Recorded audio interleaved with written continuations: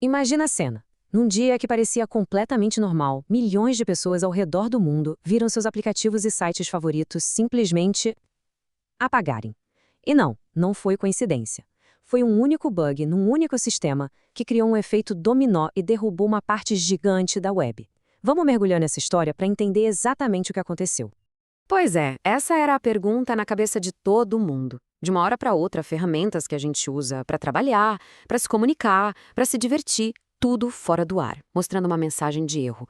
Como que gigantes da tecnologia, que parecem não ter nada a ver um com o outro, caem todos juntos, ao mesmo tempo. Primeiro, foi o ChatGPT. Bem no meio de uma conversa, de uma pesquisa, de um trabalho, a inteligência artificial mais famosa do planeta simplesmente travou. Para muita gente, o caos começou exatamente ali. Logo em seguida, o X, o antigo Twitter. O feed de notícias que nunca para, de repente, ficou mudo. A grande praça pública digital do mundo, basicamente, fechou os portões. Milhões de pessoas sem acesso, sem saber o que estava acontecendo. E a coisa não parou por aí, não. Ferramentas de trabalho, como o Canva, também caíram. Naquele momento, ficou claro, o problema era muito, mas muito maior do que se imaginava.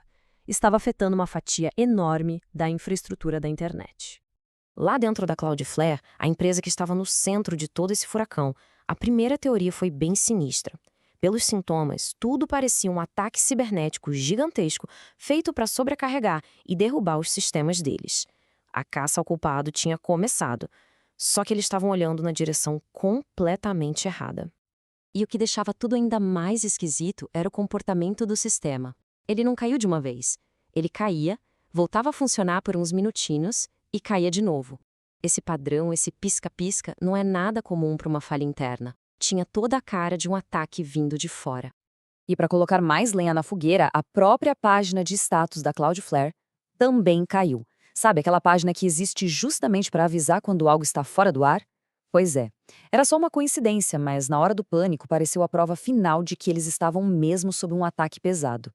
Bom, depois de horas de uma investigação frenética, a equipe finalmente descartou a ideia de um ataque. A verdade era bem mais sutil e, de certa forma, até mais assustadora.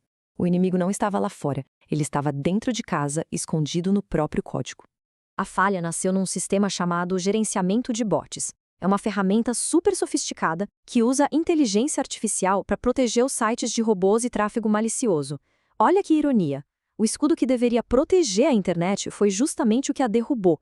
Para funcionar, esse sistema usa o que eles chamam de arquivo de características. Pensa nesse arquivo como se fosse um manual de instruções ou um catálogo de suspeitos, que é atualizado a cada minuto com as novas ameaças. E foi exatamente nesse arquivo que a bomba relógio estava escondida. A investigação finalmente conseguiu chegar no epicentro do terremoto. E era uma única mudança. Uma alteração que parecia inofensiva nas permissões de uma consulta no banco de dados. Foi esse o gatilho que iniciou a reação em cadeia que tirou 20% da internet do ar. Então, aqui está o pulo do gato. Essa pequena mudança fez o sistema buscar dados em 2 lugares ao invés de 1. Resultado, ele retornou tudo em dobro.